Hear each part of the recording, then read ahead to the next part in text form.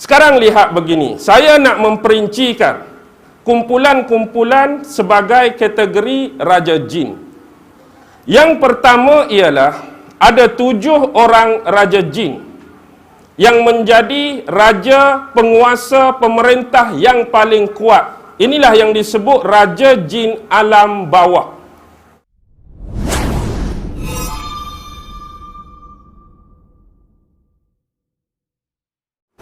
Alhamdulillah, syukur kehadrat Allah Subhanahu wa ta'ala, kerana dengan limpah kurnia, rahmat, kasih sayang dan inayah daripada Allah Subhanahu wa ta'ala, sekali lagi kita sama-sama dapat dihimpunkan dan dikumpulkan oleh Allah Subhanahu wa ta'ala.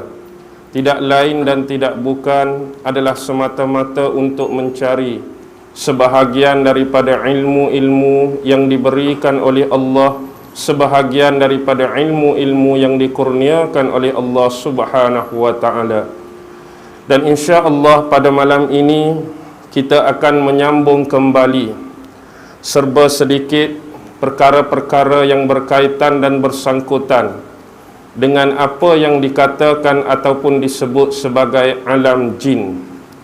Dan sebagai mukaddimah pada malam ini, memang di mana-mana tempat pun pasti tidak dapat dielakkan, selain daripada jemaah-jemaah yang hadir yang kita nampak dengan mata kasar, berkemungkinan juga dalam jemaah kita ni ada makhluk-makhluk lain, makhluk-makhluk halus, makhluk-makhluk gaib yang berkemungkinan menyertai bersama kita. Jadi tak payah bimbang, tak payah takutlah, sebab depa je nampak kita, kita tak nampak dia. Tu saja. Jadi buat-buat tak tahu. Sebab kadang-kadang depa ni ada yang berniat jahat, depa ni ada yang berhati busuk. Kadang-kadang mereka ikut kita balik sampai ke rumah. Kalau ada majlis-majlis seumpama ini, iaitu seperti majlis-majlis yang membongkarkan rahsia-rahsia mereka. Kalau hari itu saya dah bukan upah, saya panggil 2 orang anak murid saya, suruh vacuum habis dalam rumah saya. Memang tak larat lah saya pun. Jadi mereka datang bersih, mereka datang vacuum, buang jauh-jauh penjara, Guantanamo Bay ke mana pun ikut dia lah kan. Baik, jadi pada malam ini insya-Allah kita akan berdepan sekali lagi dengan isu jin. Dan perumpamaan yang saya sebutkan bahawa mereka ini adalah makhluk-makhluk sama seperti kita, iaitu yang dijadikan dan diciptakan oleh Allah Subhanahu wa ta'ala. Cuma baki dan bezanya ialah kita ni Allah jadikan daripada unsur tanah, unsur rohani. Tanah itulah jasad kita dan rohani itulah roh kita. Tetapi Allah menciptakan spesies jin ini, mereka tidak ada kulit luar, mereka tidak ada jasad, tetapi mereka terus roh sahaja. Sebab itulah dalam mana-mana ataupun banyak-banyak kes hanya jin yang boleh dan mampu merasuk manusia. Sebab dia boleh tumpang kulit kita, dia boleh tumpang jasad kita. Seberapa banyak pun kita nak marah dekat jin, berapa banyak pun kita dendam dekat jin, kita tak boleh nak kata asyik hang saja rasuk aku, malam ni aku nak rasuk hang. Boleh? Tak boleh. Hanya kita mampu bertawakal dan meminta perlindungan daripada Allah Subhanahu wa ta'ala, protect diri kita, defend diri kita, pertahan diri kita dengan ayat-ayat ruqyah yang bersumberkan daripada ayat-ayat Al-Quran dan juga daripada hadis-hadis Nabi Muhammad sallallahu alaihi wasallam.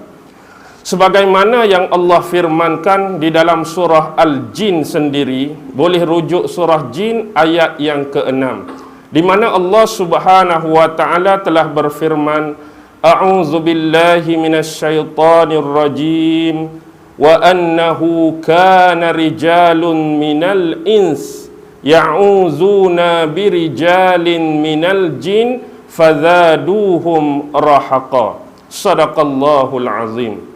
Wa annahu kana rijalun minal ins, dan bahawasanya sesungguhnya amat malang sekali, iaitu bagi sesetengah manusia. Tetapi lafaz di sini Allah guna perkataan rijal. Bila Allah guna perkataan rijal, rijal dalam bahasa Arab bermaksud lelaki. Tetapi bila guna lelaki, kekuatan bahasa Arab dia termasuk keseluruhan. Tak kira lelaki, tak kira perempuan.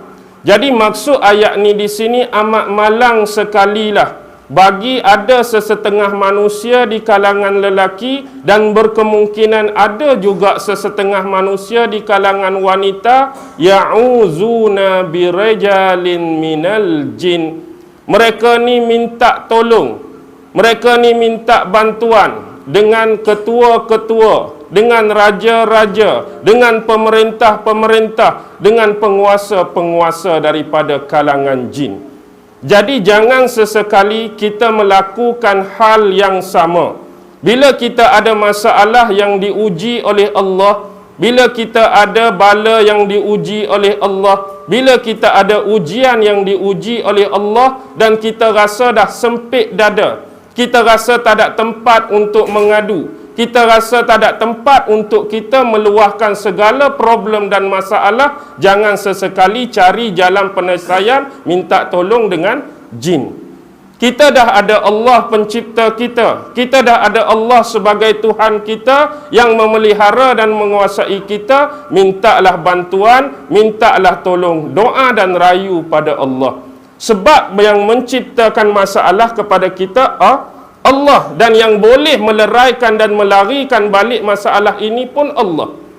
Jin yang kita minta tolong nak selesai masalah kita, dia sendiri pun banyak masalah dalam hidup dia.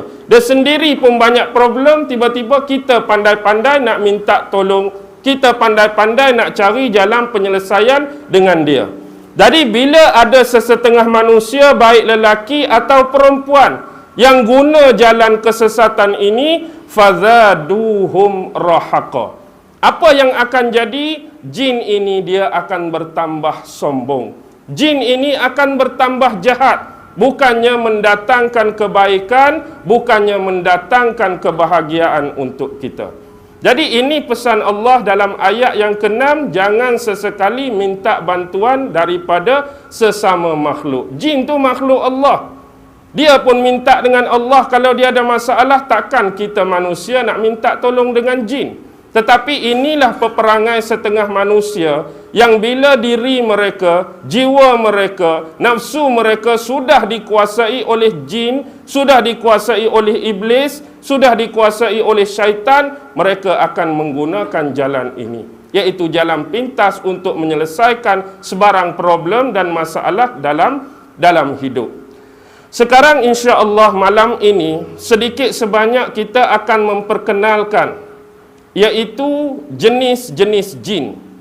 Jin ni sifat dia sama seperti manusia. Kadang-kadang dia ni sombong, kadang-kadang dia ni nakkan nama, dia nakkan darjat, dia nakkan kedudukan, sama dengan perangai manusia.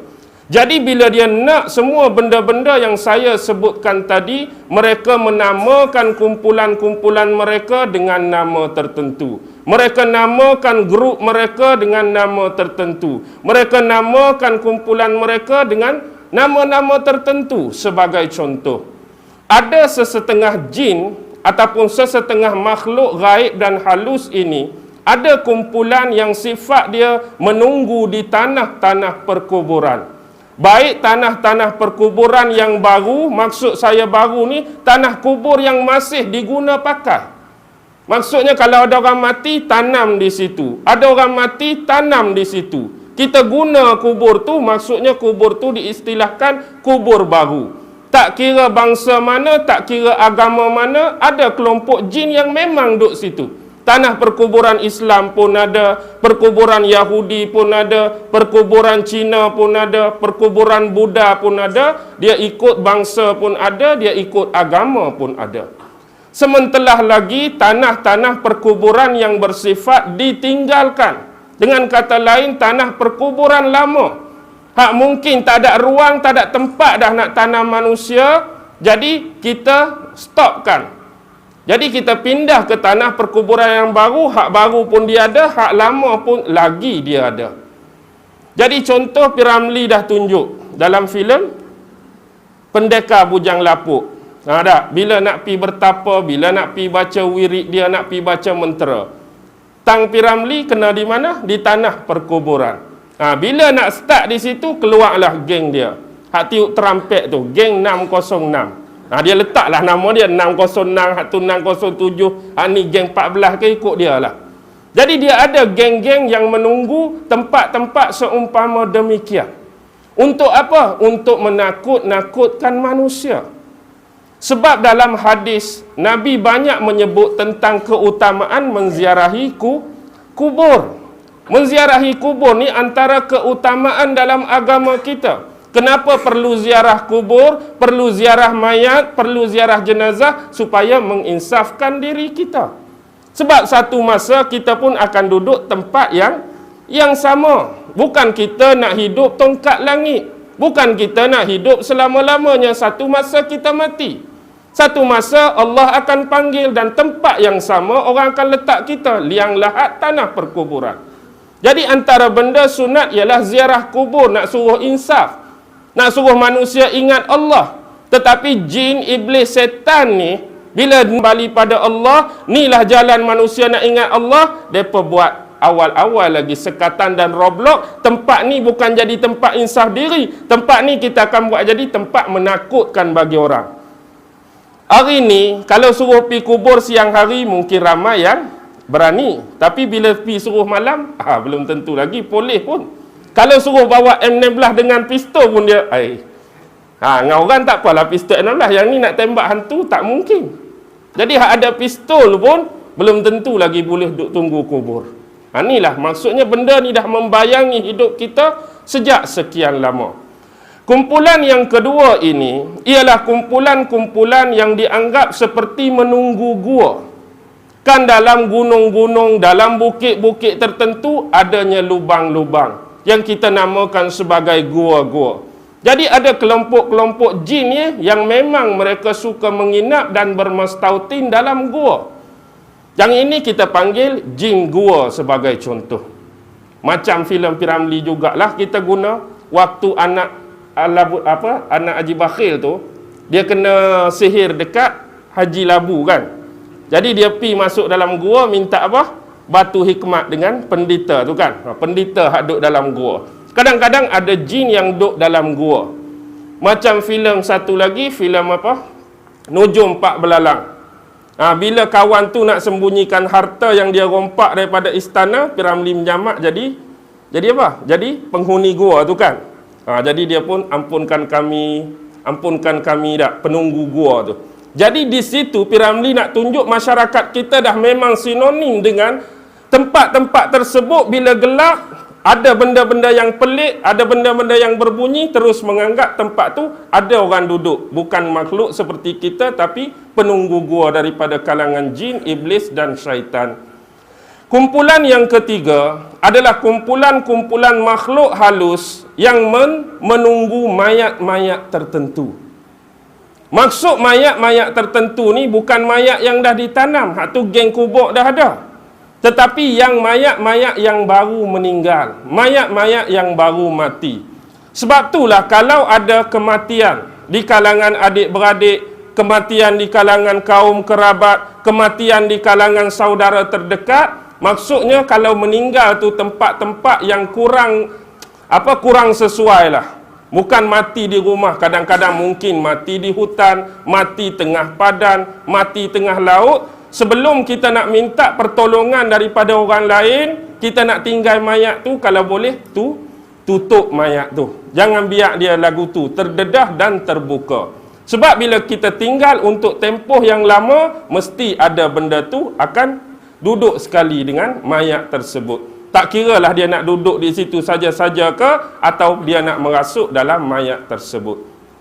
Yang keseterusnya ialah jenis kumpulan-kumpulan yang dia ini menunggu jenis sifat-sifat tempat yang bersumberkan air. Hak ni paling banyak. Maksudnya ada dia duduk di teluk-teluk, ada dia duduk di kolam-kolam, ada dia duduk di tasik-tasik, ada dia duduk di sungai-sungai. Kadang-kadang ada sumber air yang bersifat lebih luas, iaitu seperti laut.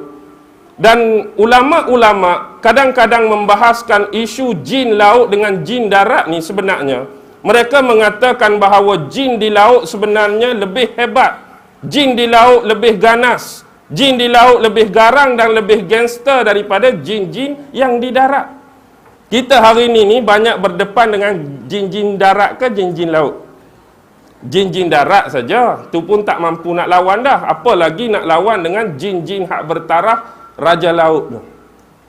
Itu begitu jugalah kumpulan-kumpulan lain yang ada yang menunggu bersifat gunung ganang hak duduk atas gunung, ada yang menunggu bukit bukau duduk atas bukit, ada juga yang duduk di atas pokok-pokok, ada juga yang menunggu lubang-lubang tertentu, ada juga yang duduk di atas angin, ada juga yang duduk di atas awan. Dengan kata lain, dalam kumpulan yang sama, grup yang sama-sama jin ni pun, mereka nak diri mereka ni ada perbezaan dengan kumpulan yang lain.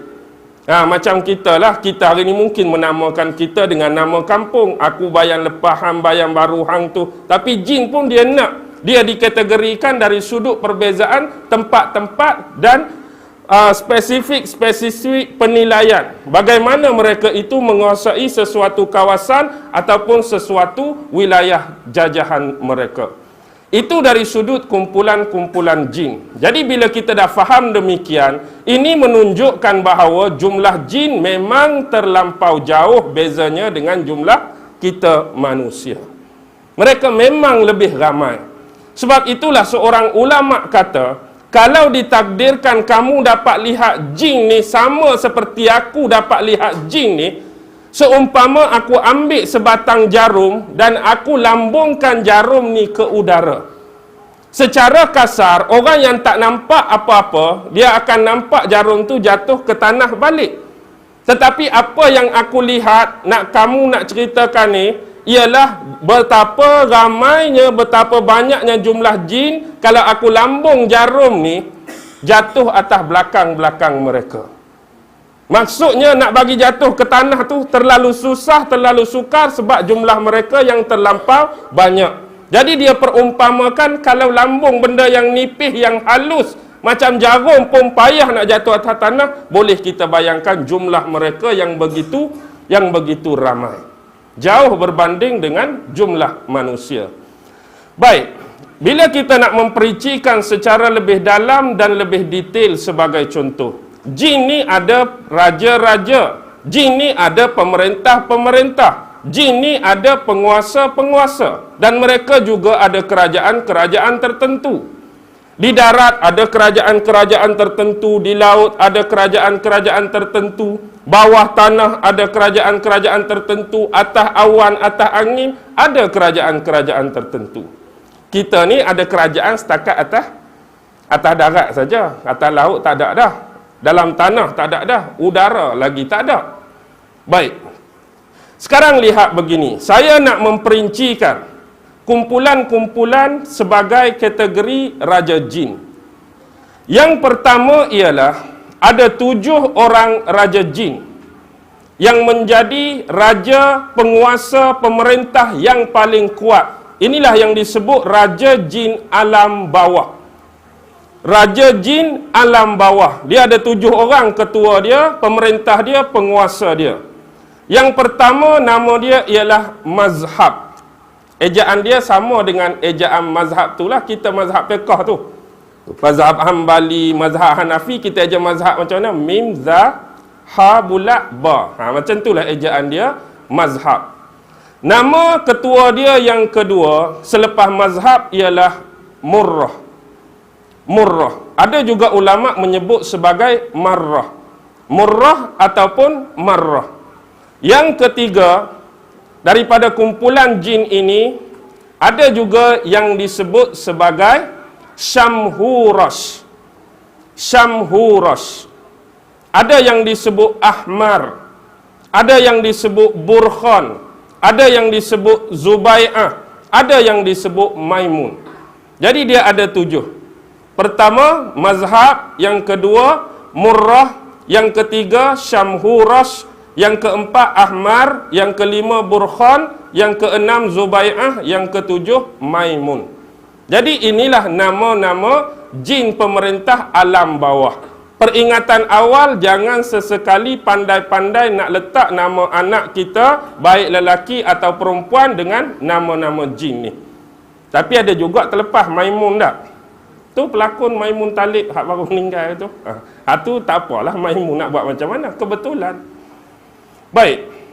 Sekarang yang menjadi pemerintah teras kepada jin-jin yang paling atas, dia diperintah oleh 4 raja jin ifrit yang paling besar, paling hebat, paling ganas. Siapa 4 raja jin ifrit ni? Raja jin ifrit ni ialah mereka-mereka yang pernah menjadi Perdana Menteri.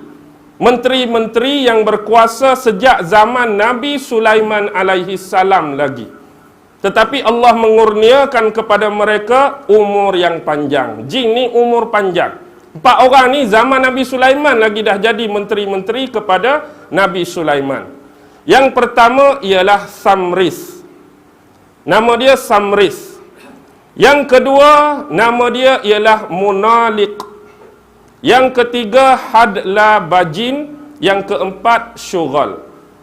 Samris, Munalik, Hadla Bajin dan Syughal. Inilah hak alam bawah. Manakala jin-jin yang memerintah alam atas juga ada 7. Bila sebut alam bawah, kategori 7 dengan 4 tadi merujuk kepada jin kafir. Dan yang atas 7 ialah merujuk kepada jin yang beragama Islam. Jadi 7 raja jin alam atas ialah pertama Rukiail. Kebanyakan nama mereka sama macam nama malaikat-malaikat. Kebanyakan malaikat kan ada il belakang kan. Jibril, Mikail, Israfil tu. Il tu apa maksud dia? Il tu bahasa apa ni? Il tu bahasa Ibrani. Bahasa kitab Taurat Nabi Musa. Il maksud dia hamba. Il tu hamba. Israel hamba Allah sebenarnya.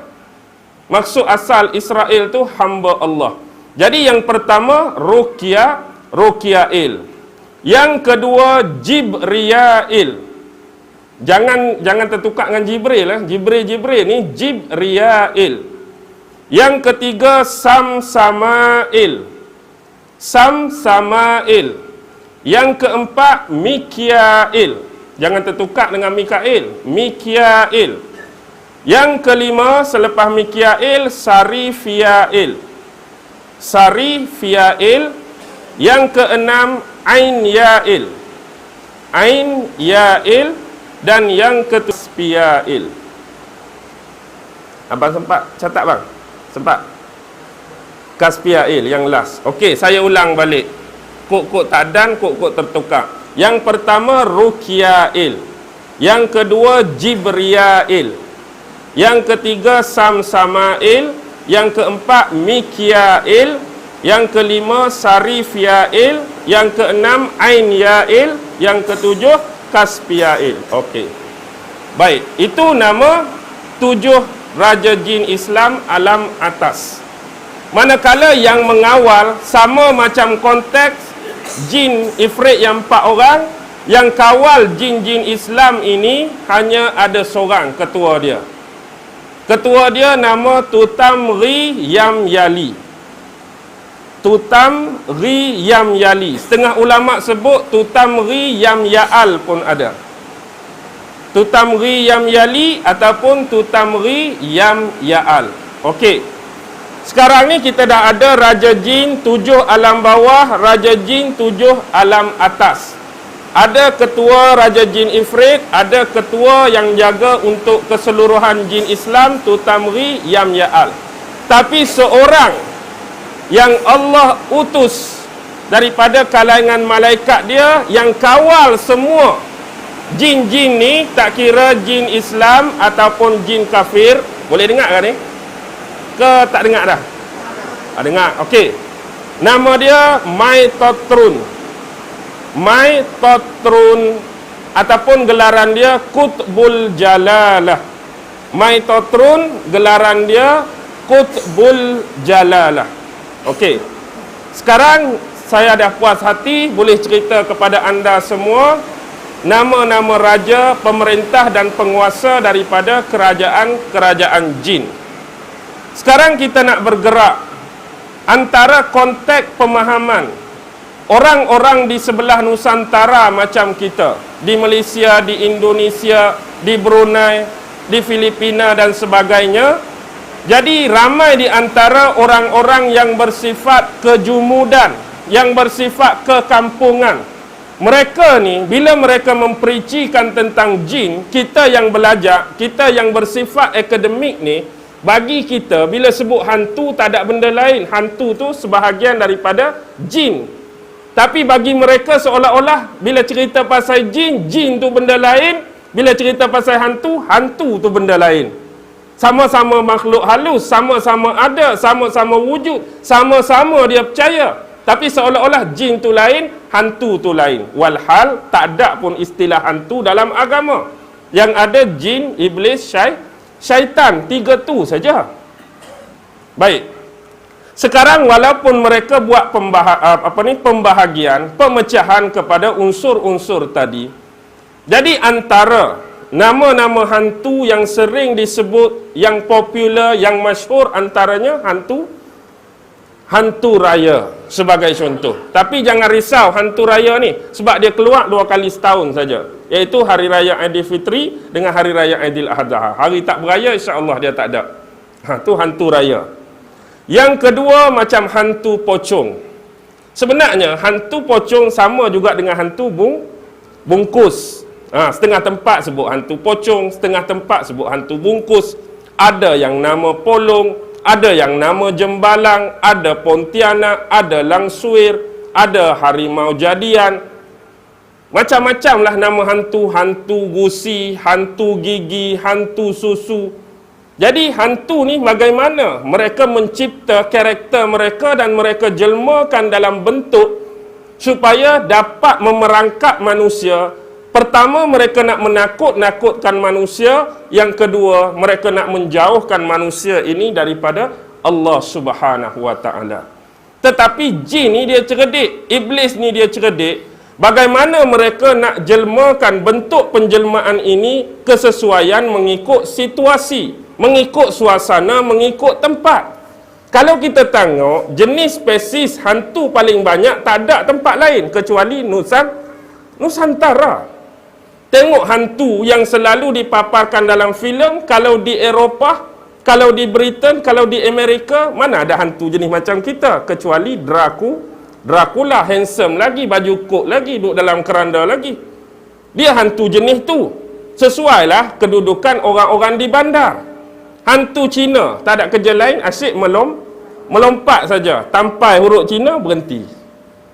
Hantu India cara dia. Tapi paling banyak kalau nak senarai, hantu orang Melayu lah. Macam-macam hantu. Kenapa? Sebab kita mempunyai struktur hutan yang cukup tebal, semak samun yang banyak, belukar yang luas.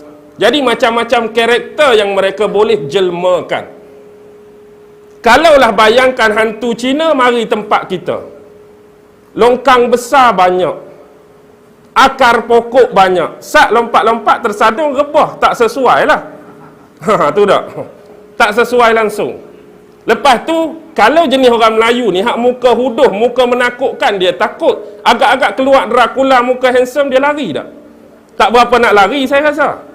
Tapi dia buat tu, jenis satu yang karakter, suasana yang jenis macam tempat kita. Hutan, belukar, semak tu, kita kena cipta karakter-karakter hantu seumpama ini. Hak jenis ada pokok besar, hampir bergayuk kat situ. Hak jenis kubur, hang buat muka lagu ni. Hak jenis gua, buat muka lagu ni. Pattern tu direka, dicipta oleh mereka sendiri, nak menakutkan manusia dan menjauhkan daripada Allah Subhanahu Wa Taala. Baik. Seterusnya, ialah kita nak membicarakan satu jenis iblis, satu jenis anak jin ataupun anak setan yang dihasilkan oleh manusia sendiri tanpa manusia tu sedar. Bagaimana ada sesetengah dan sebilangan manusia yang menghasilkan anak spesies jin dalam istilah ilmu perubatan Islam dia sebut al-mukhannas. Al-mukhannas ni macam ni. Sebab itulah dalam ilmu fiqh, terutama tentang orang perempuan, bab haid. Sebab tu bila manusia ni di kalangan perempuan, bila datang musim dia, iaitu musim haid, dia dianggap sebagai kotor. Dalam bahasa kampung, tengah dalam kotor. Kalau orang Kelantan dia sebut cemar tak? Maksudnya tak boleh semayang. Jadi waktu tersebut, sekiranya suami itu mempunyai keinginan terhadap isteri dia, terhadap pasangan dia. Jadi waktu tu isteri pula, pasangan pula dalam keadaan kotor tadi, haid. Sebab itu dalam agama kita dilarang sama sekali menjalinkan hubungan intim, hubungan kelamin antara sepasang suami yang isteri tengah kedatangan haid. Kenapa? Sebab dari sudut perubatan, dari sudut kesihatan pun boleh membahayakan kedua-dua belah pihak.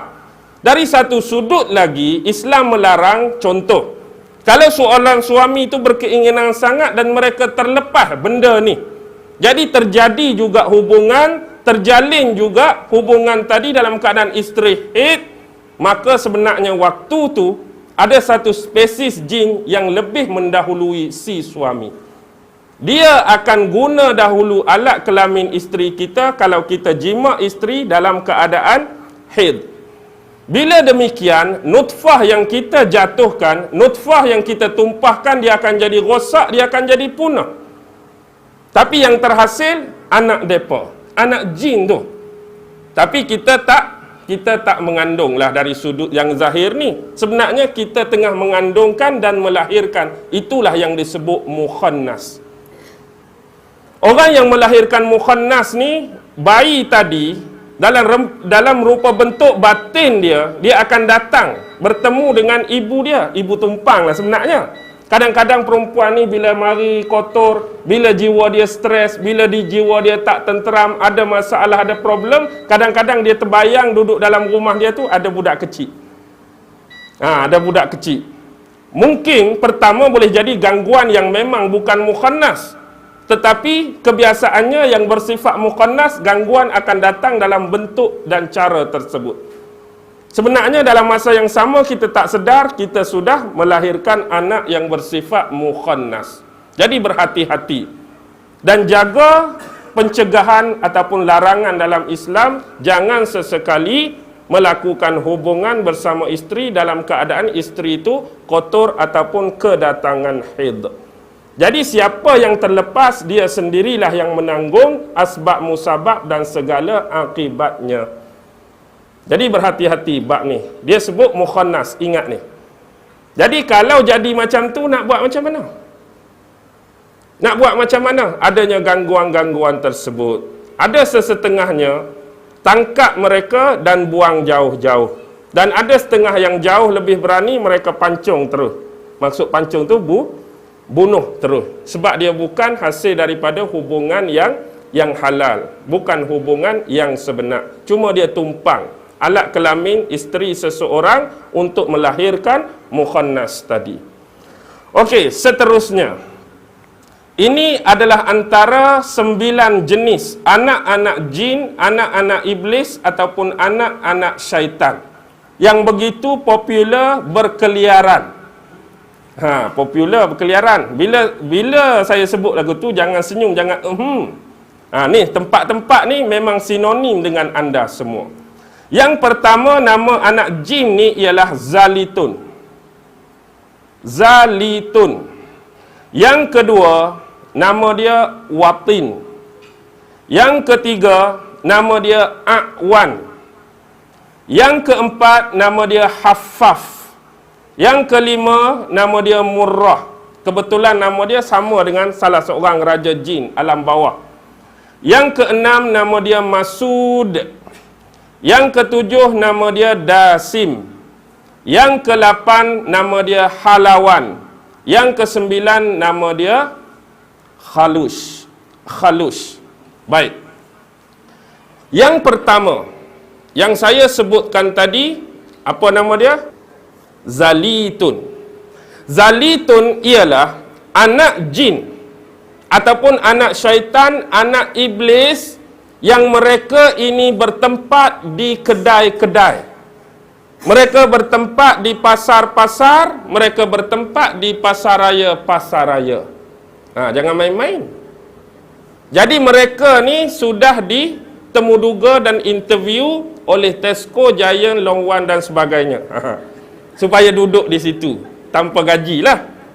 Maksudnya sedar atau tidak sedar, apakah tujuan mereka berada di tempat-tempat tersebut.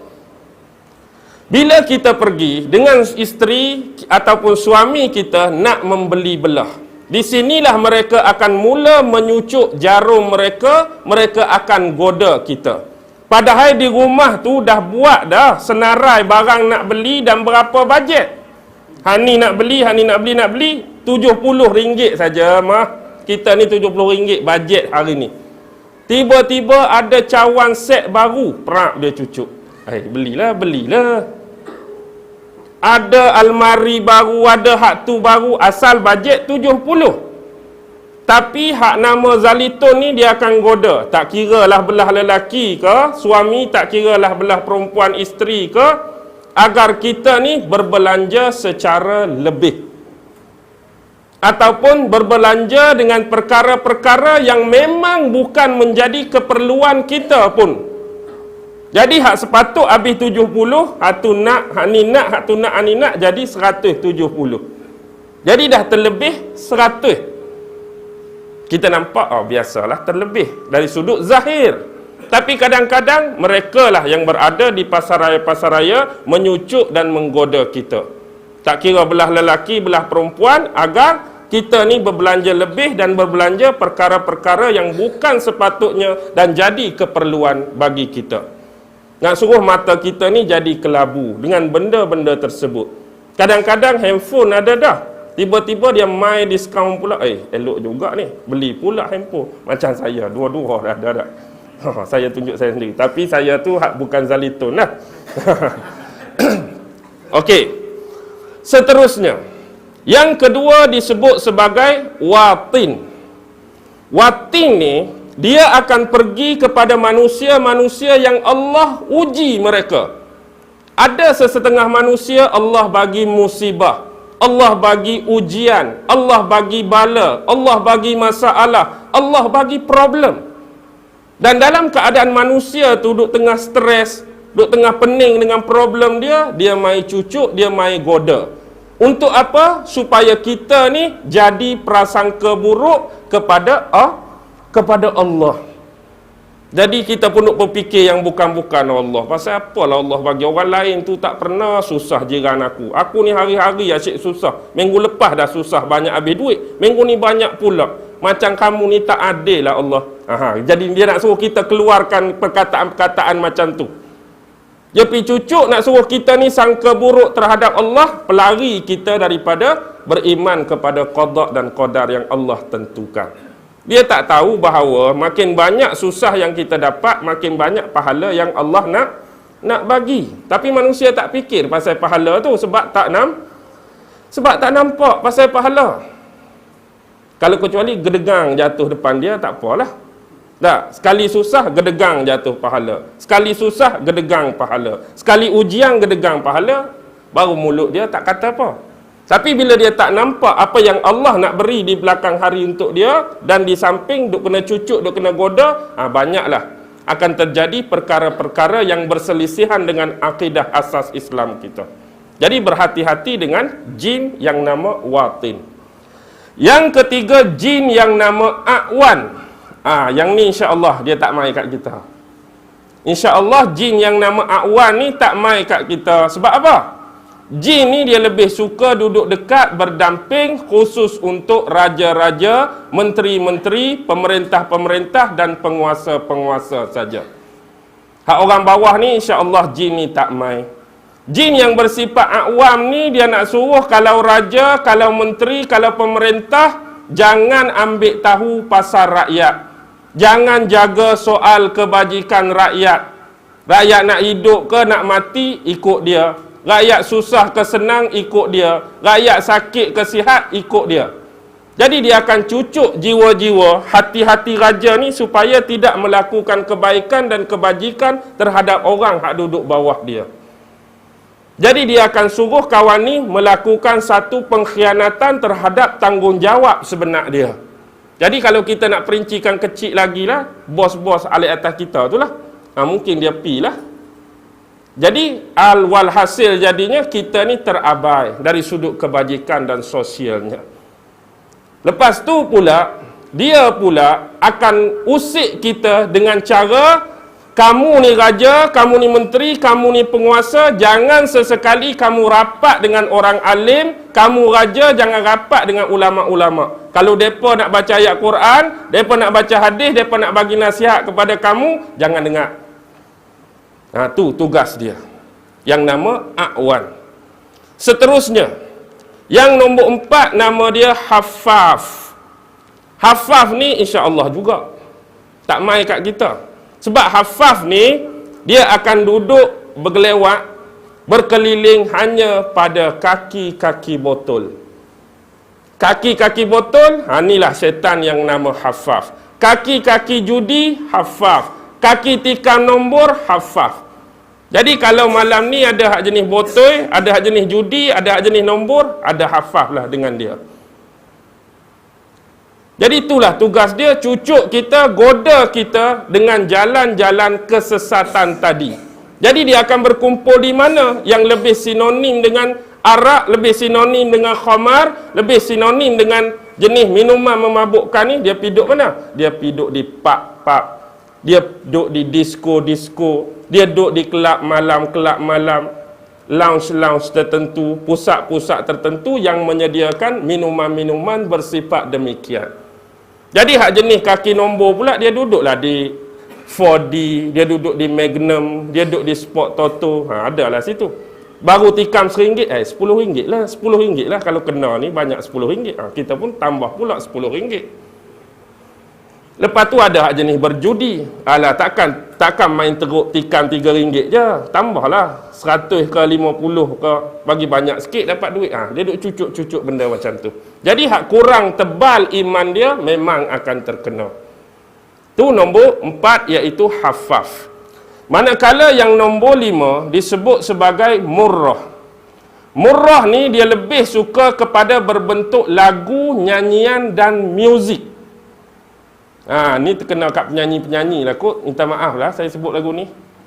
Tak, lah ni macam-macam. Akademi Fantasia, Mento Menti, Gegar Waganza. Apa lagi hak tua tu? Kilauan mah tak sedap diri pun ada. Tak. Tapi tak apalah. Dia pun nak menyanyi lah. Tapi tempat-tempat lagu tu lah, kita dah sebut tandingan-tandingan macam tu. Hak jadi masalahnya, hak duduk depan mereka tu lah, hak duduk atas kursi ramai-ramai tu, adalah geng-geng yang disebut Murrah tadi. Tiket mahal sikit pun tak apa, janji dapat tengok artis pujaan, dan dapat tengok artis lama-lama, dapat sokong orang kampung kita, dapat sokong orang taman kita, janji puas hati. Tapi benda-benda tu melalaikan dan melarakan. Jadi dia cucuk cara muzik, dia cucuk cara lagu-lagu dan sebagainya. Baik, yang seterusnya, yang keenam, nama dia Masud. Masud ni, sudah hak ni. Hak jenis Masud ni, dia duduk sini saja. Dia duduk di bibir-bibir mulut kita. Untuk apa? Cakap bohong, cakap menipu, cakap berdusta, umpat orang, caci orang, buka aib orang, kata-kata kesat. Tu geng-geng Masud tadi duduk. Jadi kita hari ini janganlah sesekali terpedaya. Jangan terlepas mulut kita ni nak ucap benda-benda yang dilarang dalam agama, terutama yang bersifat pembohongan, penipuan dan pendustaan. Jadi kalau ada orang bergaduh saja, masuk lagi cepat. Ni duk kata kat orang ni duk kata kat orang ni. Tu duk tuding kat orang tu, tu duk tunjuk kat orang ni duk fitnah orang ni duk buka aib orang ni. Jadi sia-sia saja hidup kita kalau tertipu dengan sifat-sifat dan pekerjaan-pekerjaan iblis atau syaitan yang nama masuk tadi.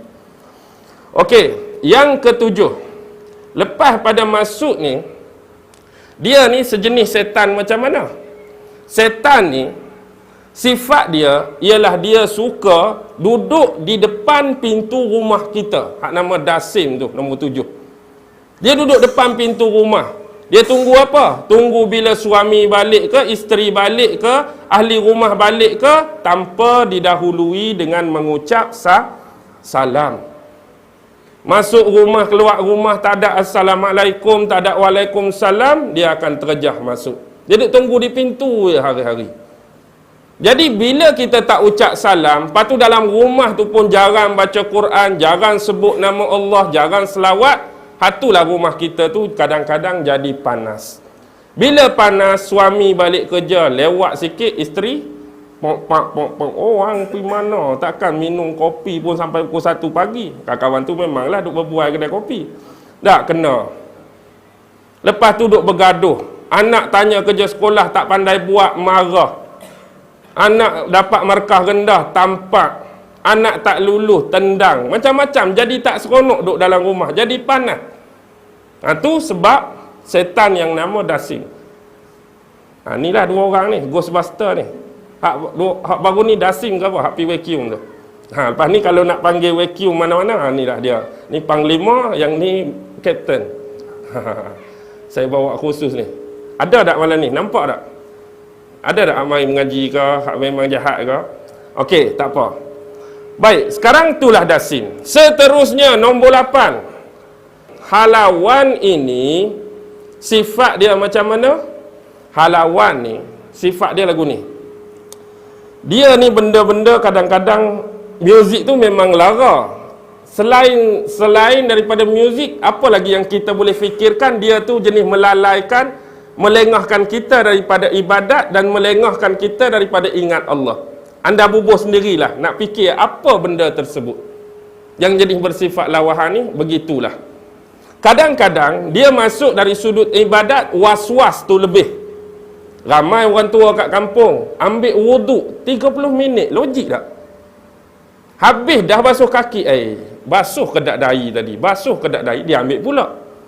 Siap dah basuh kaki, berkumuk kedak tadi, berkumuk kedak, dia ambil lain pula. Tertib kedak, last sekali 30 minit. Hak dia start ambil tu imam rakaat pertama dah. Lepas tu dia siap tu imam assalamualaikum dah. Kadang-kadang dia masuk bab kita nak start solat, Allahumma salli ala tak jadi. Allahumma salli dia tu sampai ke masuk ayat lazim dah. Fatihah habis dah, ada lagi tak masuk-masuk. Pasal apa jadi tak masuk tu? Sebab was-was tu dia buat.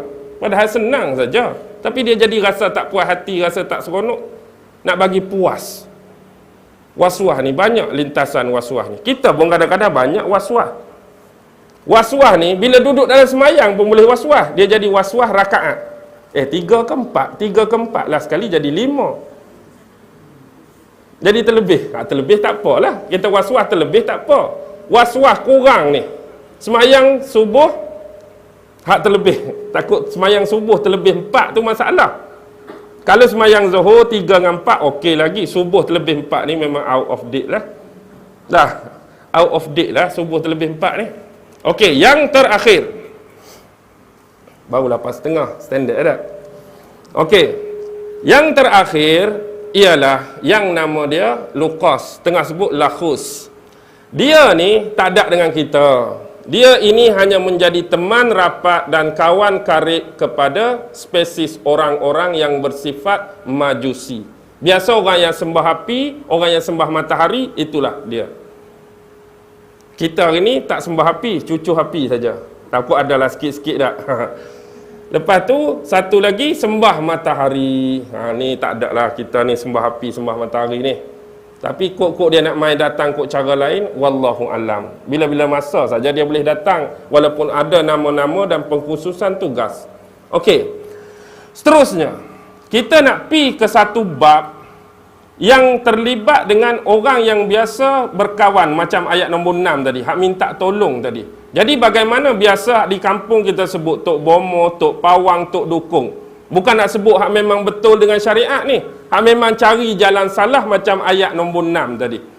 Biasanya orang-orang ni lah akan dipanggil kalau masuk hantu, masuk jin. Hak lebih pada tu pun panggil juga. Hak lebih pada tu pun panggil dia juga. Barang saya hilang tu. Cuba tilik-tilik sikit, dia sendiri pun tak nampak padahal. Kadang-kadang kerja dia sendiri. Dia pergi suruh jin dia ambil kambing kita kat padang, dia pergi sembunyi mana-mana lah, celah pokok ke apa. Lepas tu kawan tu pun cari kita. Kita pun rosak, aku tilik. Oh, duk celah pokok tu macam nujung 4 belalang tu lah lebih kurang. Padahal hak dia dah buatnya. Dia pun boleh tahulah sebab jin dia yang letak. Kadang-kadang dia sendiri yang buat orang kampung tu sakit. Dia suruh jin dia pergi letak benda lah apa. Lepas tu dia katalah, oh, aku rasa ada benda ni orang tanam bawah tiang yang ketiga. Padahal jin dia yang tanam. Sebab tu profession dia cari duit kot tu je. Lepas tu orang duk bayar 50, orang duk bayar 100. Jadi beli rokok dan beli rokok gudang garam 3 hari habis. Tak ada duit. Pergi suruh jin buat benda lain pula. Nak commission pula ni. Lagu tu lah lebih kurang. Faham tak? Okey. Ada sekurang-kurang 8 jalan bagaimana seseorang tu nak menghubungkan diri dia dengan spesialis makhluk halus ni. Jadi hak biasa dia buat, inilah jalan-jalan yang popular dan masyhur dalam ilmu perubatan, ilmu menghubungkan diri dengan jin yang salah. Pertama disebut sebagai Tariqatul Iqsam.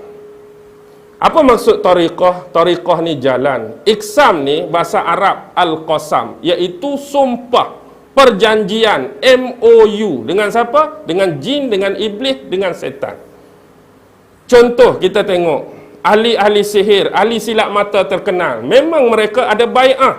Mereka ada janji, persetiaan, MOU. Contoh macam Orion Greenfield. Mereka ada surat khas. Dan surat tu ada tanda tangan iblis, tanda tangan jin dan cok jin ifrit. Ada jelas. David Copperfield, tiap-tiap tahun mesti dia akan pergi ke Kahirah Mesir, dekat piramid tu. Sebab dia dah ada perjanjian. Macam ahli-ahli sihir terkenal lain yang ada hubungan, mereka memang ada perjanjian khusus. Yang ini dipanggil sebagai Tariqatul Iqsam. Bersumpah sungguh, buat perjanjian, persetiaan, tanda tangan apa. Dan tak boleh sesekali melanggar isi-isi perjanjian di dalam surat tersebut. Itu ramai. Hak kita pun, orang-orang Pawang, Tok Dukun, Tok Bomoh pun, hak jalan salah, mereka ada perjanjian. Jalan yang kedua disebut Tariqatuz Zabhi.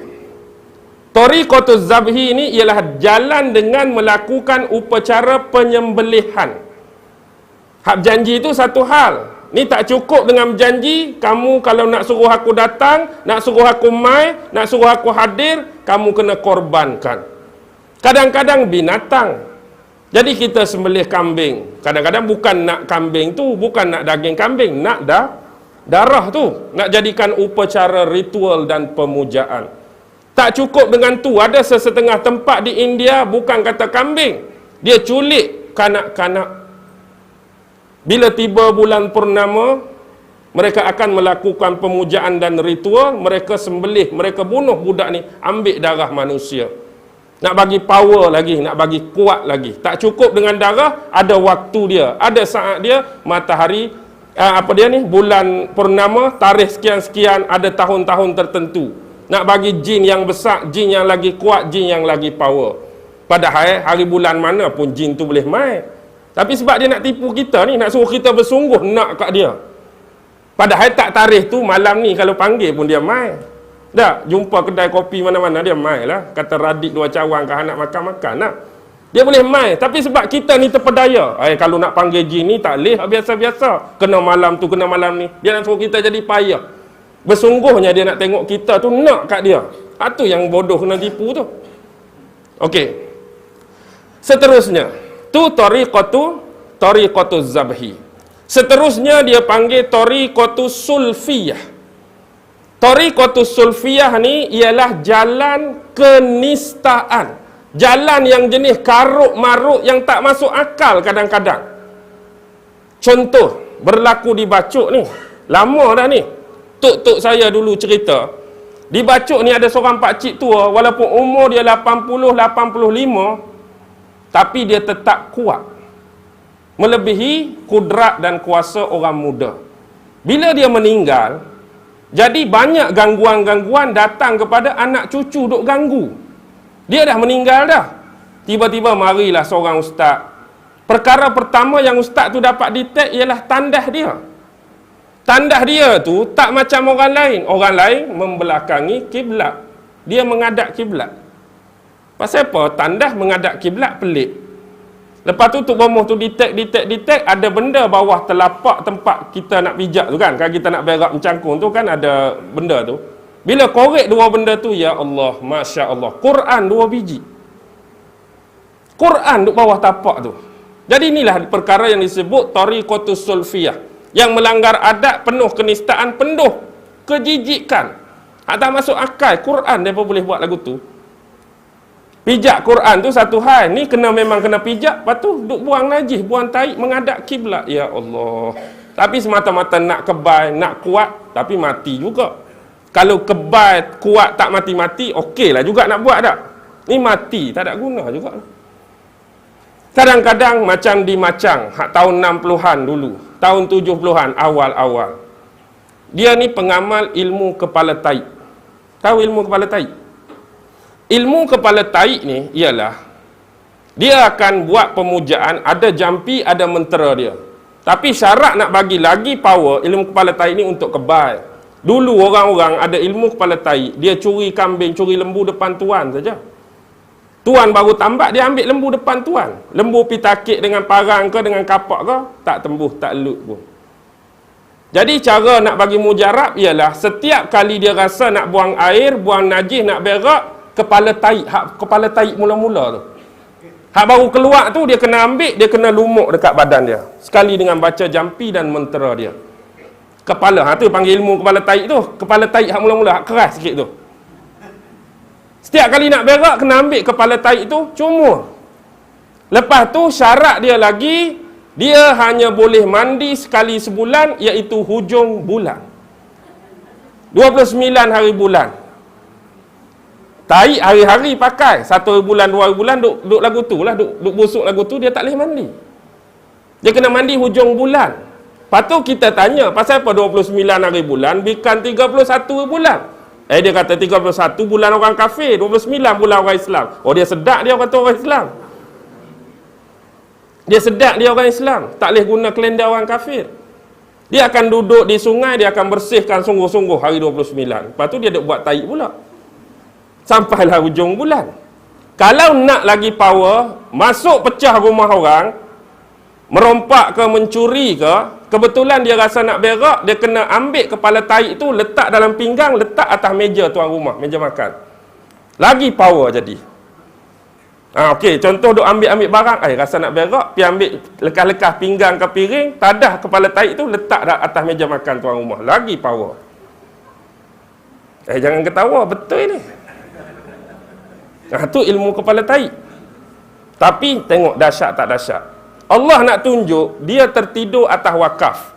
Wakaf orang Kelantan ni dia terbahagi pada dua. Satu wakaf ada tepi jalan, satu wakaf atas kubur. Dia tertidur wakaf atas kubur. Allah nak tunjuk semut masuk dalam telinga saja. Semut masuk dalam telinga, mungkin gigit, menggelupur, dia meninggal. Jadi Allah jauh-jauh belajar ilmu taik, mati dengan semut. Malulah tak? Bila mati tu Allah mayat dia tak payah ceritalah. Jadi buka aib pula.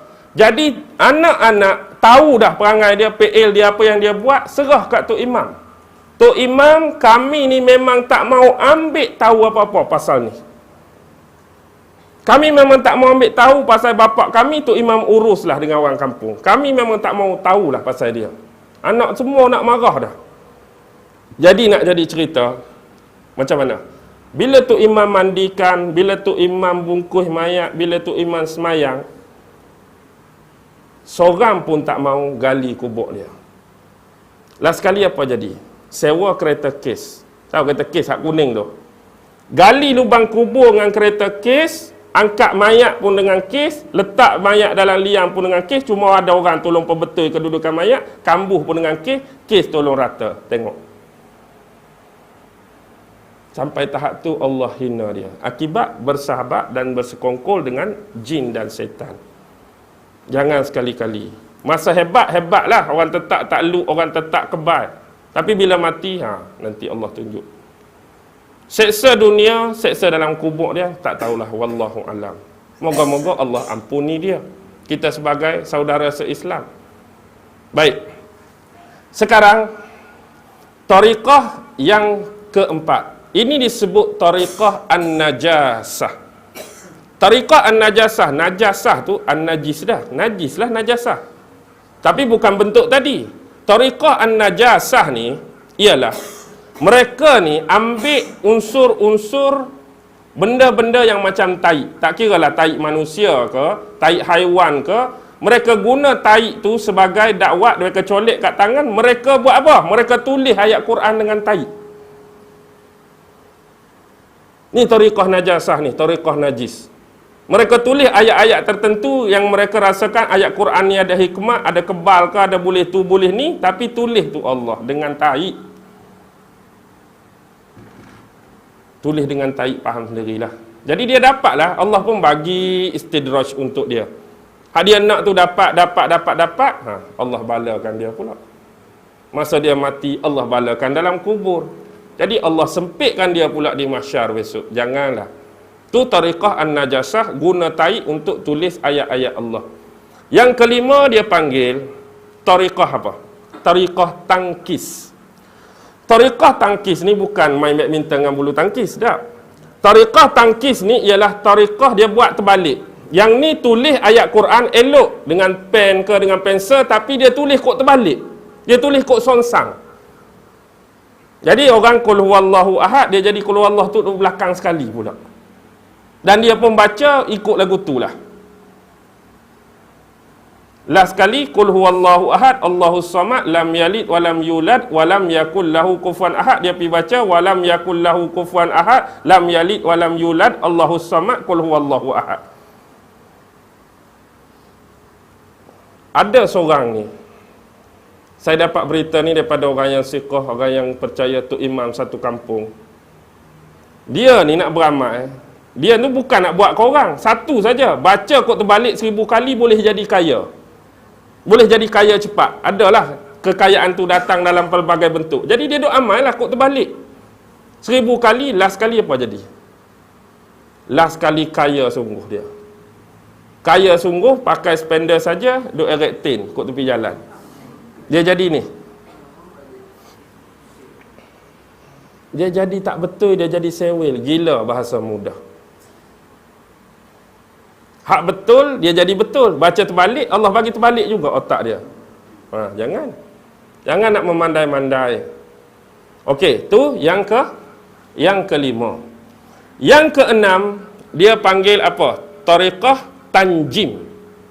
Tariqah tanjim ni, kita tu kena sembah berupa roh-roh jin, roh-roh syaitan, dia nak masuk dalam benda hak dia suruh sembah tu. Macam kes-kes macam berhala-berhala zaman Nabi Muhammad tu lah. Maksudnya dia nak tipu kita, dia suruh sediakan seekor kambing atau seekor burung.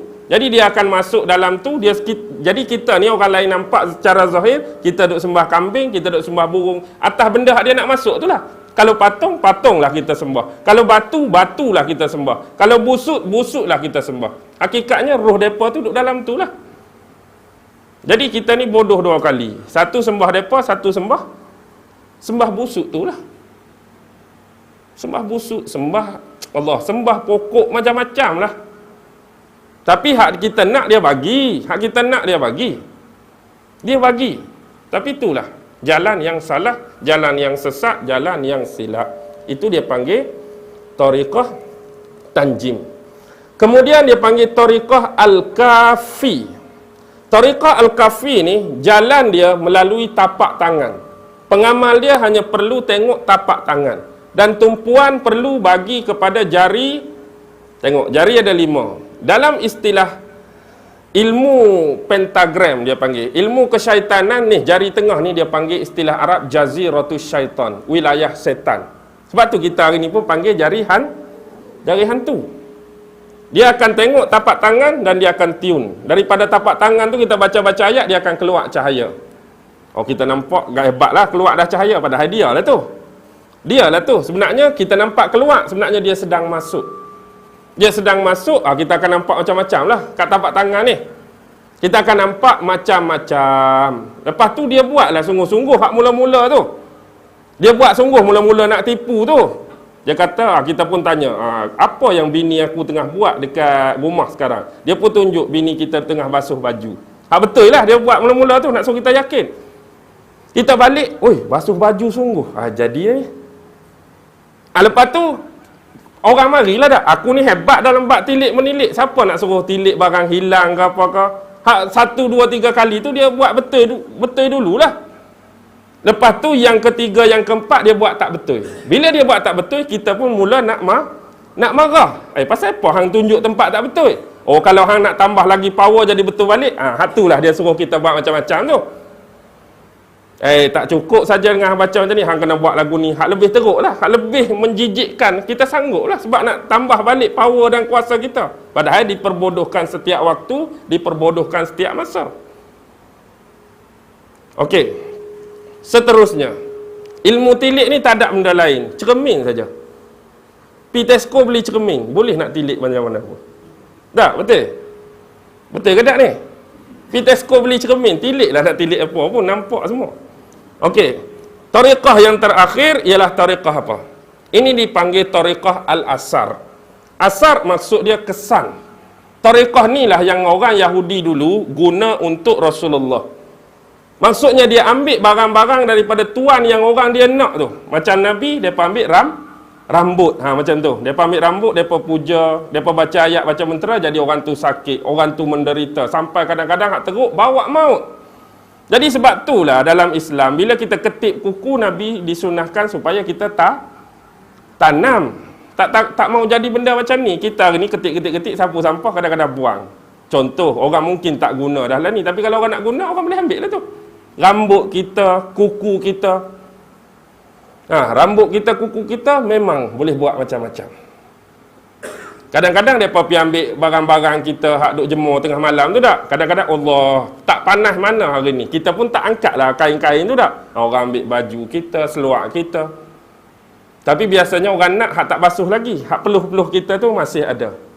Jadi hak tu lagi mujarab. Lagi mujarab. Dia ambil, dia bagi kat Tok Borong, Tok Borong puja, kita jadi sakit, kita jadi gila kat orang tu. Kita jadi hidup tak tenteram dengan pasangan kita, suruh gila kepada orang yang hak buat kita tu. Jadi berhati-hati.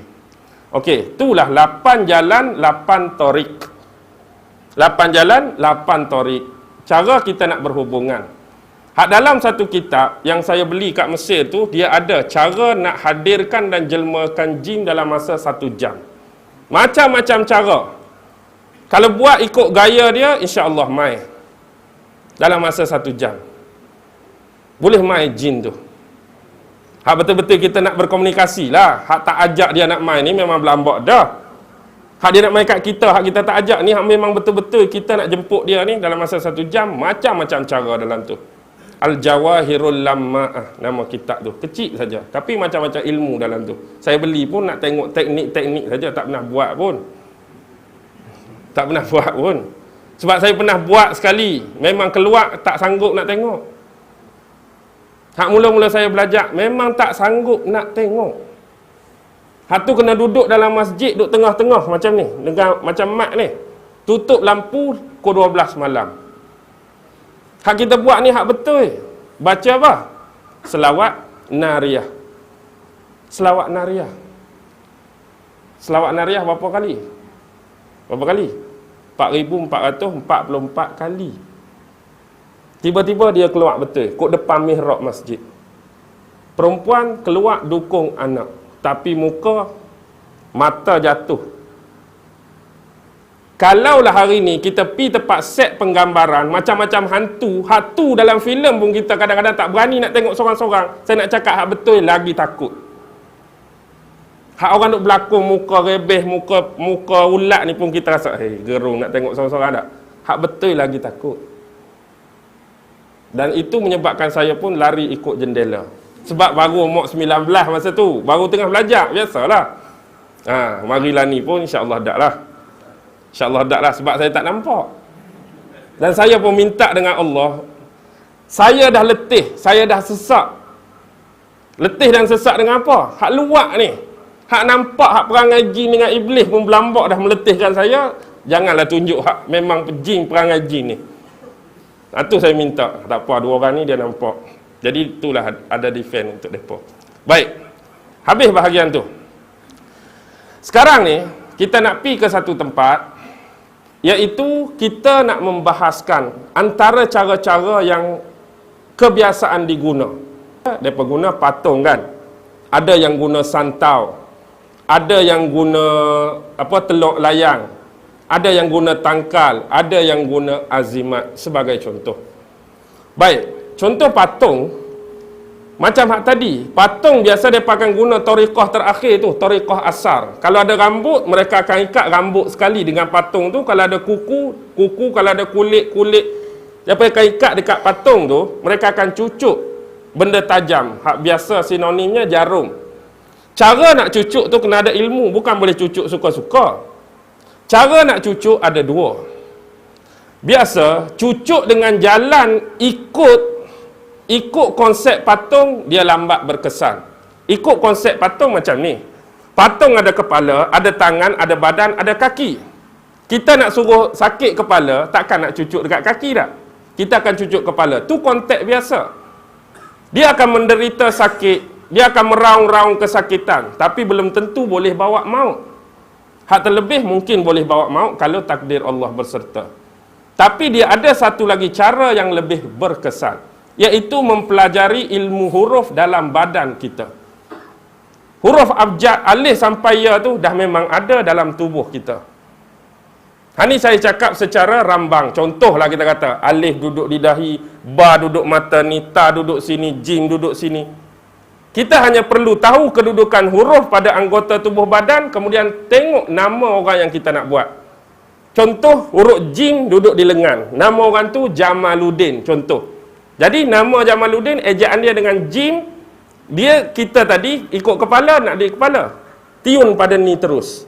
Jadi buka kepak patung tu, cucuk pada sini. Memang akan cepat mati. Kalau dia nama Khalid, contoh, Kha, duduk di paha, cucuk di paha. Nama dia Yusuf, ya duduk di mana? Kata duduk di buku lali, ya buku lali, cucuk di buku lali.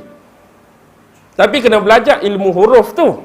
Saya belajar ilmu huruf ni, tapi bukan untuk cucuk orang.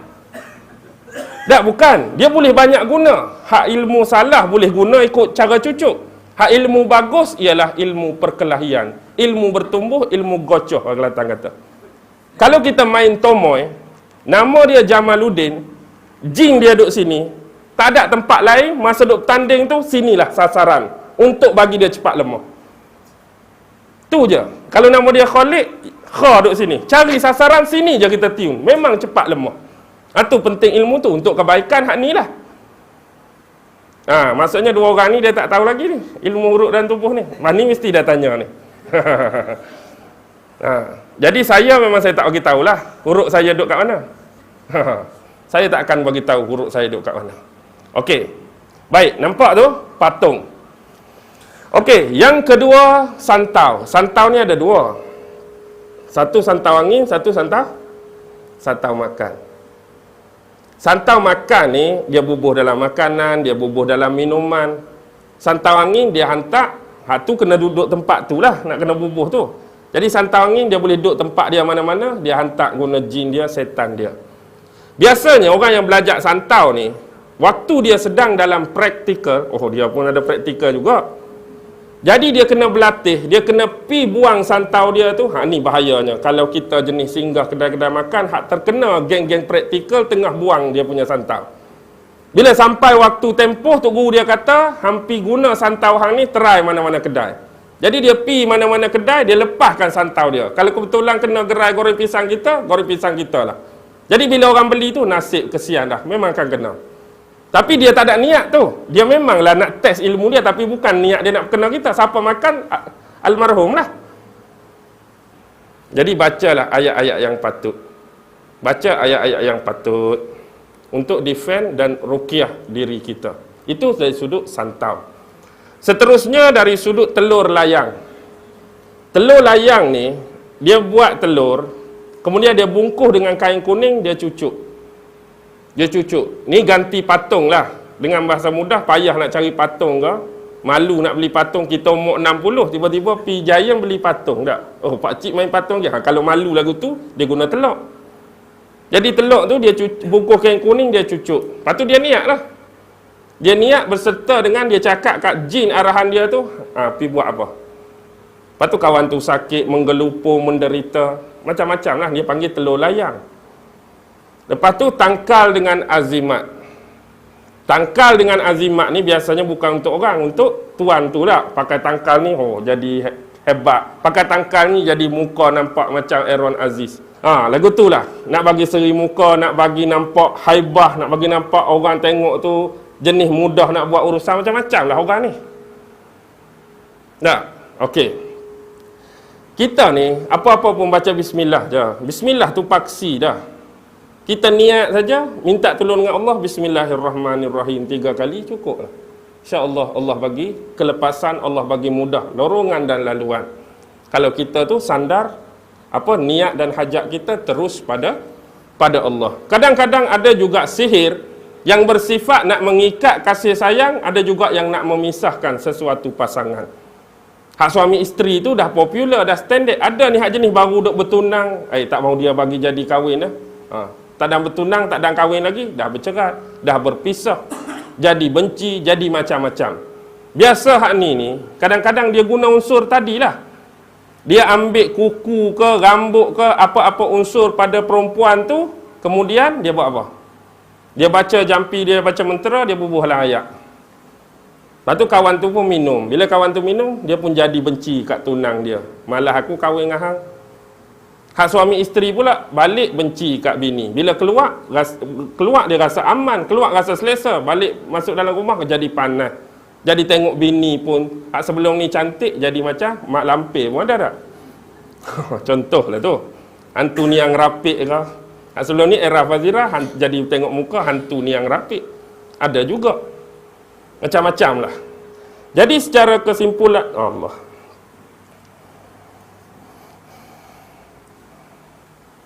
Mesej. Ada soalan? Biar. Soalan ni orang dalam ni ke? Tak ada. Ada ni satu soalan. Biarlah dulu.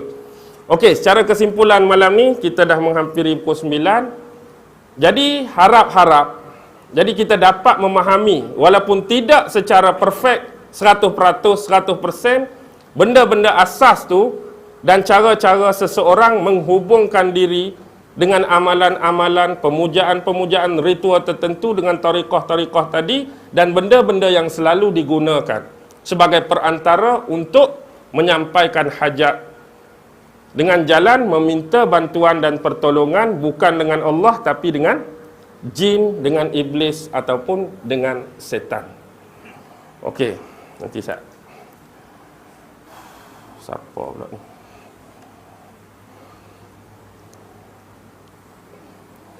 Halo Ustaz. Oh, halo Ustaz.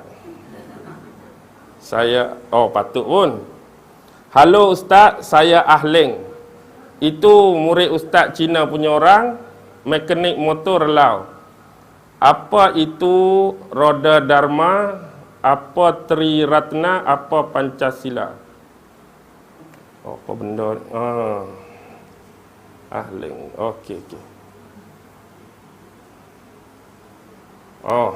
Macam ni. Ni bukan orang Islam ni. Ni seorang Cina. Nama dia Ahleng.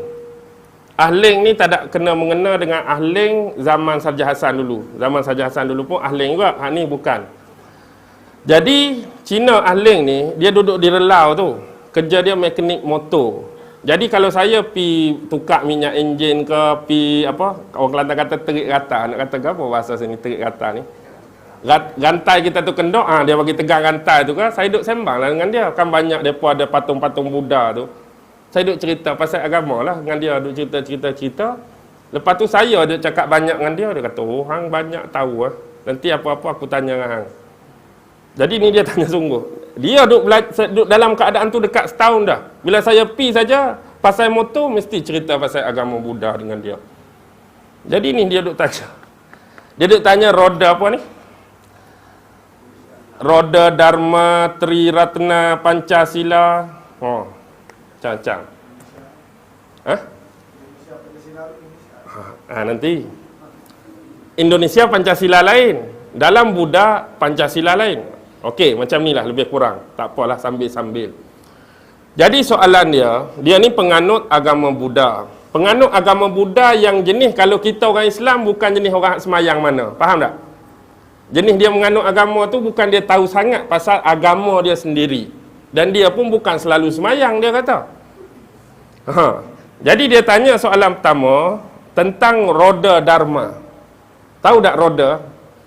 Lambang yang macam bendera India kat tengah tu. Bendera India kan lambang roda tu. Jadi dalam agama Buddha pun dia ada. Dia panggil putaran roda Dharma. Macam ni. Sebelum tu, nama sebenar Buddha ni ialah Siddhartha Gautama Buddha. Nama betul dia tu, Siddhartha Gautama Buddha. Bapa dia ialah Sri Raja Baginda Raja Sudodana. Nama bapa dia Sudodana dari suku kaum Sakya dia ni. Mak dia Sri Ratu Maha Dewi Maya. Baik. Bila dua orang ni berkahwin, maka lahirlah Siddhartha Gautama Buddha Taman Lumbini. Bila anak ni lahir, 7 hari lepas dia lahir ni, mak dia meninggal. Mak dia Ratu Maha Sri Dewi Maya tadi meninggal. Bila mak dia meninggal, bapak dia lah yang jaga. Bapak dia ni ada seorang bibik. Bibik ni nama dia Maha Pajapati. Jadi kemudian bila mak meninggal, bapak dia ni kahwin dengan bibik tadi. Iaitu Maha Pajapati tadi duk jaga. Bila sampai tempoh tertentu, biasalah raja dia akan panggil ketua-ketua sami dia ni tengok tilik nasib masa depan anak ni. Jadi ada seorang sami yang cukup terkenal masa tu. Sami ni seingat saya nama dia Asita Kaladewala. Nama dia Sami ni Asita Kaladewala ni. Dia mari dia kata satu masa nasib anak ni dia akan jadi Baginda Maharaja. Masuk Baginda Maharaja ialah raja segala raja, tuan segala tuan.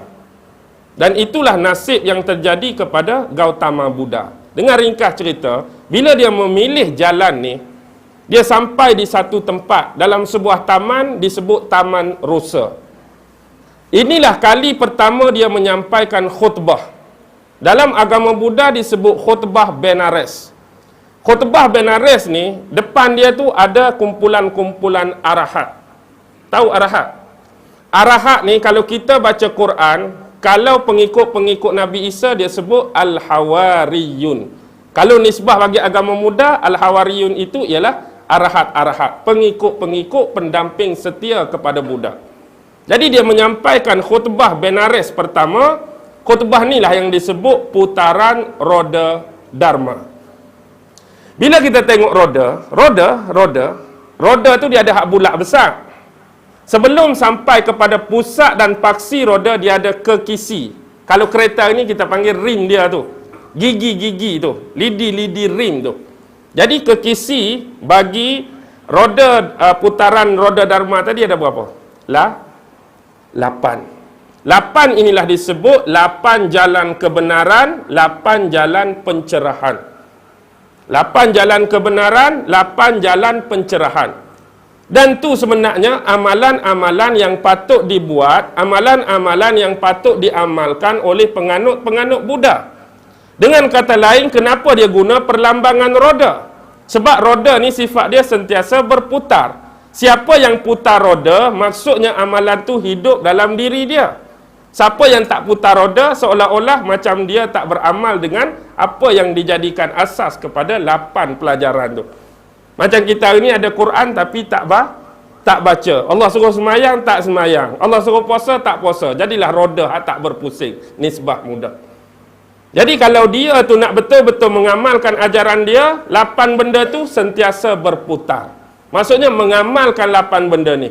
Bila roda tu berpusing kuat, akhirnya kita nampak lagi tak bilah tu. Mula-mula nampak dia bergerak perlahan bilah tu. Tapi bila laju zoom, kita akan nampak apa? Paksi hak tengah tu. Itulah tahap capaian yang mereka nak. Inilah dalam agama Buddha disebut nirwana. Bukan nirwana Kurt Cobain tu tak. Dia ada satu kumpulan nirwana Kurt Cobain hak bunuh diri tu kan. Itu bukan nirwana lain. Ni nirwana kalau kita ni satu tahap yang dapat berdampingan dengan pencipta. Ni nirwana, satu alam. Kalau kita lebih pada syurga sebenarnya tahap nirwana, terjemahan sebenar Buddha ni. Syurga tu bawah nirwana lagi, istilah nirwana sebenar. Maksudnya satu alam yang lebih tinggi, dekat pada hadirat Allah lah kalau kita. Dekat dengan hakikat pencipta dah nirwana ni. Baik. Apa yang disebut jalan 8 kebenaran, 8 pencerahan tu bahasa mudah macam ni. Pertama dia sebut pandangan yang benar. Pandangan yang benar. Yang kedua, fikiran yang benar. Nombor 3, ucapan yang benar. Nombor 4, perbuatan, akhlak yang benar. 5, penghidupan yang benar. 6, usaha yang benar. 7, pemerhatian yang benar. 8, konsentrasi yang benar. Faham ke tak? Pandangan yang benar. Maksud dia macam ni. Setiap penganut-penganut Buddha, mereka harus melihat pemandangan dari dalam mata Buddha. Maksudnya melihat dari sudut pandangan Buddha, mata ada 2. Kita pun kena tengok alam dan kemanusiaan hari ini dengan 2. Satu, pandangan bijaksana. Yang kedua, pandangan belas ihsan, belas kasihan. Maksudnya kita tengok sesuatu benda tu dengan bijak. Jadi jangan tengok sekali tu terus kita keluarkan pendapat. Mungkin yang zahir kita nampak demikian, belakang tu mungkin lagu lain. Jangan cepat keluarkan perkataan, jangan cepat melatah dengan bahasa mudah. Tengok tu dengan bijak, baru keluarkan sesuatu pandangan. Yang kedua, kena ada ihsan. Kena ada belas kasihan. Sebab manusia ini tidak ditakdirkan punya bakat dan kemahiran yang sama. Kalau kita dikurniakan lebih, ihsan, kasihanlah kepada orang yang lebih kurang dari kita. Itu pandangan yang benar. Yang kedua disebut sebagai pemikiran yang benar. Maksudnya hidup kita hari-hari, fikir hanya benda yang baik, benda yang positif dan pikiran-pikiran yang jernih. Jangan duk fikir benda mengarut. Jangan duk fikir benda negatif. Fikiran yang baik, fikiran yang betul, fikiran yang jernihlah akan menghasilkan karakter-karakter dan peribadi yang baik. Fikirkan apa yang kita fikirkan. Diri kita tu sebenar apa yang kita fikir. Betul ke tak? Kau fikirkan kau boleh tu tak? Lagu. Bila kita fikir kita boleh, memang boleh. Jika kita fikir kita tak boleh, memang awal-awal lagi. Kita memang tak boleh. Sebab kita fikir kita tak boleh. Kita tu apa yang kita fikir. Okey, yang ketiga, ucapan yang benar. Jauhilah pembohongan, jauhilah pendustaan, jauhilah penipuan. Ucap benda yang bagus, benda yang baik, benda yang berilmu, benda yang bermanfaat. Tu dari ucapan yang benar. Peribadi, nombor 4, perkerti yang benar, akhlak yang benar. Buat hanya perkara-perkara Islam cakap mudah, akhlak mahmudah, buang akhlak mazmumah. Penghidupan yang benar, ni ada kata-kata masyhur dia. Penghidupan yang benar macam ni. Penghidupan yang benar, Buddha kata apa? Buddha pernah kata, jika kamu mencari rezeki, janganlah menyebabkan rezeki yang kamu dapat menyusahkan kehidupan orang lain. Bila kamu cari rezeki, dan kalau boleh rezeki yang kamu dapat tu bukan dengan jalan menyusahkan hidup orang lain. Yang kedua dia sebut tentang penghidupan ni, jika kamu mencari kebahagiaan dalam hidup dan kamu berjumpa kebahagiaan, janganlah sesekali kebahagiaan yang kamu dapat tu dengan jalan menafikan kebahagiaan orang lain. Seterusnya ialah apa dia? Usaha yang benar. Usaha yang benar di sini merujuk kepada jalan yang sebenar menuju kepada Tuhan. Bukan bersifat dunia ni. Usaha nak menjadikan kita tu dekat dengan Tuhan. Ibadat-ibadat, ritual-ritual, amalan-amalan dalam agama Buddha, itulah usaha yang benar.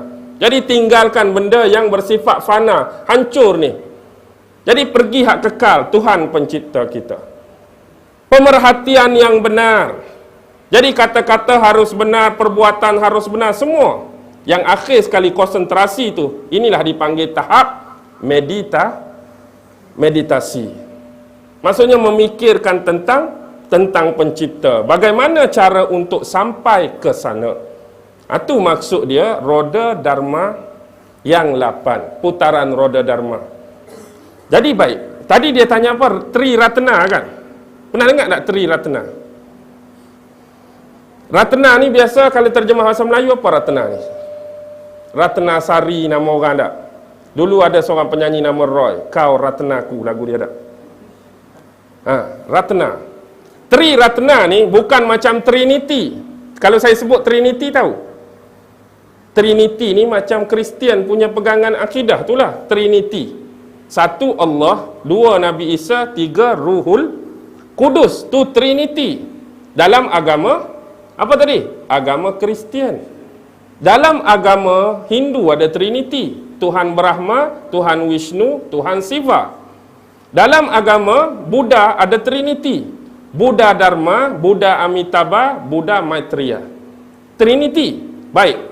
Sekarang dalam agama Buddha, kalau kita kitab Al-Quran, Yahudi kitab Taurat, Injil kitab Isa sebagai contoh, mereka ada kitab-kitab yang namakan Tripitaka. Bukan Tri Ratna lagi ni, Tripitaka. Bahasa Sanskrit, Tripitaka bermaksud 3 bakul. Tahu bakul? 3 bakul lah, Tripitaka. 3 bakul, kitab pertama nama apa? Sutta Pitaka. Kedua, Wisaya Pitaka. Ketiga, Abhidhamma Pitaka. Ni kitab asas agama Buddha. Sutta Pitaka, Wisaya Pitaka, Abhidhamma Pitaka gabung jadi Tripitaka tadi. Baik, yang dia nak tanya Tri Ratna. Tri Ratna saya nak sebut. Pertama Buddha, yang kedua Dharma, yang ketiga Sangha. Oh, tak tahu semua Ustaz. Buddha tu Buddha lah. Buddha tu Buddha. Dharma kalau dalam istilah Islam itulah tariqah. Dharma ni jalan nak sampai pada Tuhan. Dan Sangha itu ialah biarawan ataupun biarawati. Dengan bahasa mudah, Sangha tu adalah sami lelaki dan juga Sangha tu merujuk kepada sami perempuan. Jadi bagi macam ni, kalau huraian agama Buddha, Buddha dia tahu dah bakat yang pencipta bagi, kemahiran yang Tuhan bagi tak sama. Jadi dia nak sediakan satu agama, nak suruh orang ikut jalan yang 8 ni, bukan semua orang boleh tembus. Bukan semua orang boleh ikut. Tapi dia nak cari satu pelindung. Siapa yang paling lemah, orang awam macam mana pun kena masuk dalam 3 ni. Inilah panggil Tri Ratna ni. Inilah Tri Protect, Tri Defend, Tri Pertahanan. Siapa nak sampai, walaupun dia orang awam, ini dia. Cari Buddha, cari Dharma, cari Sangha. Ini hal 8 tu lah. Itulah jalan. Siapa yang beramai dengan 8 roda tu, insya-Allah sampai.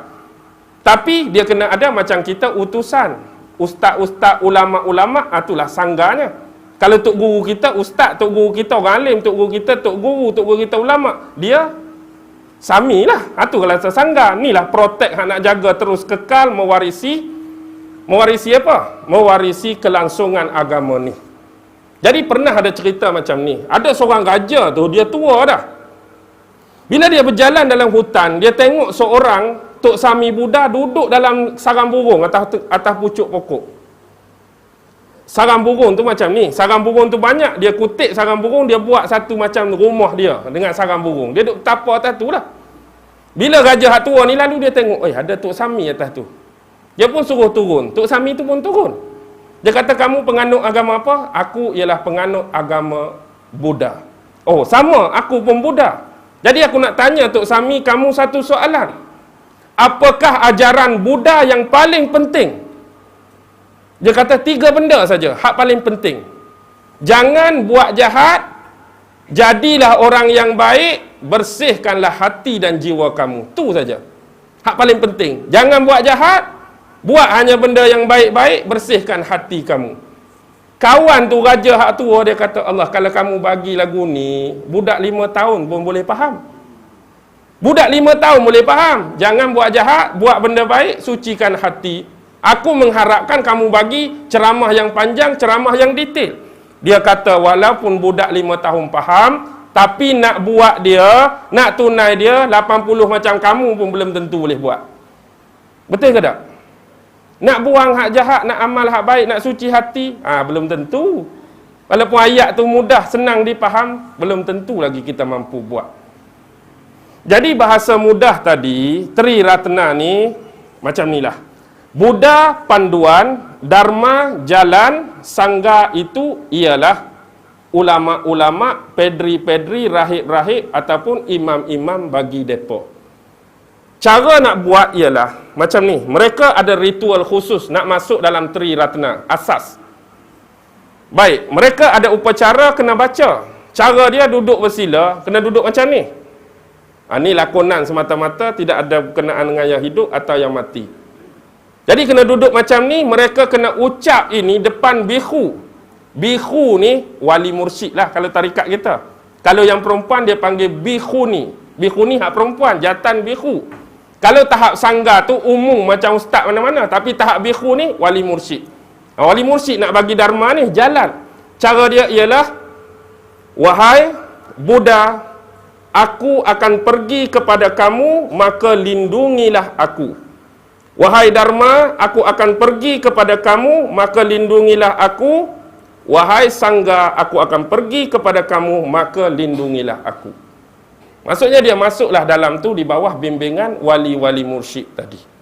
Jadi dia duduk dalam mana? Dalam tariqah Dharma. Tariqah Dharma tu 8 tu lah.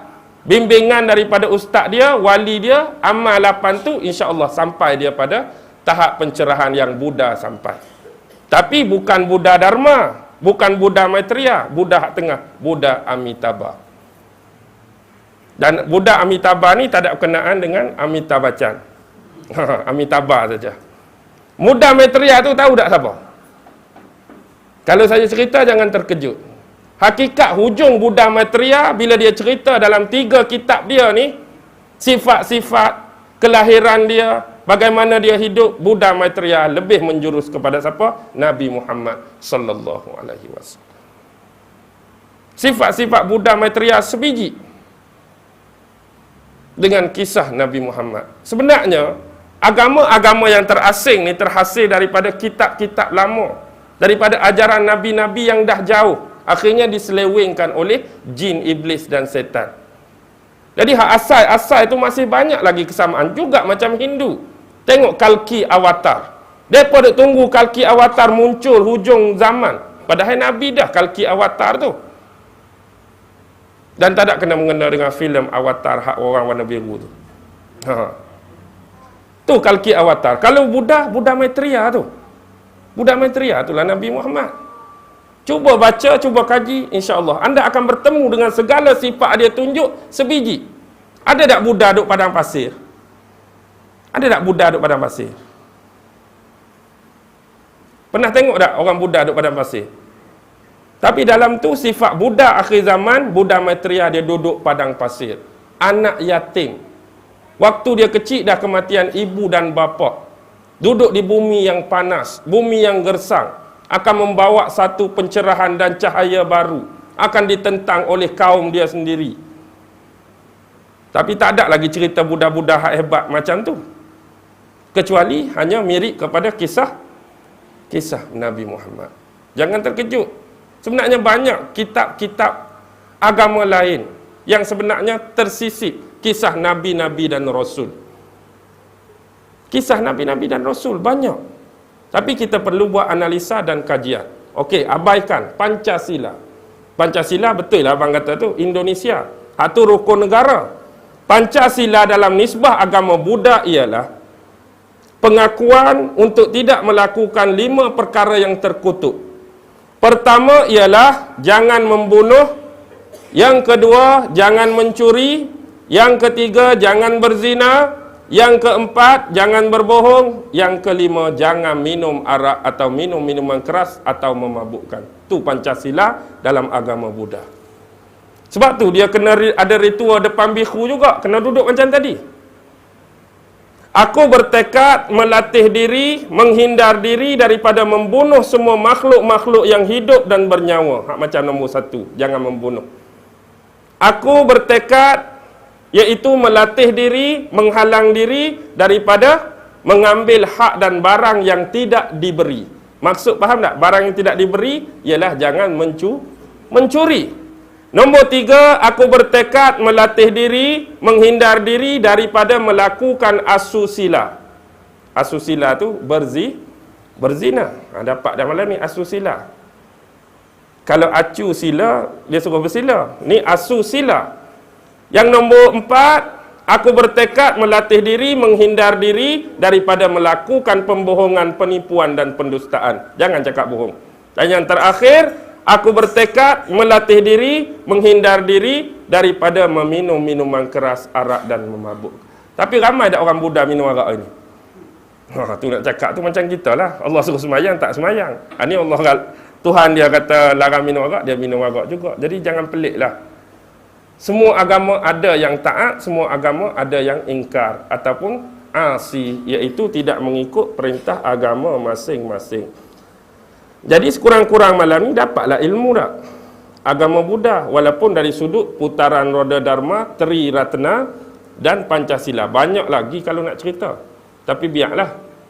Sebab jin tadi bila start saja ajaran Buddha, dia keluar dah. Sebab dia nak dengar hak jin saja. Bila saya cerita Buddha, dia keluar dah. Okey. Bang, beres. Boleh berhenti ya? Okey, kita berhentilah setakat ni. Okey, pertanyaan terakhir. Nak sambung jin lagi ke tukar tajuk dah? Lain kali. Saya terbuka ni, ikutlah. Nak sambung lagi ke, nak tukar?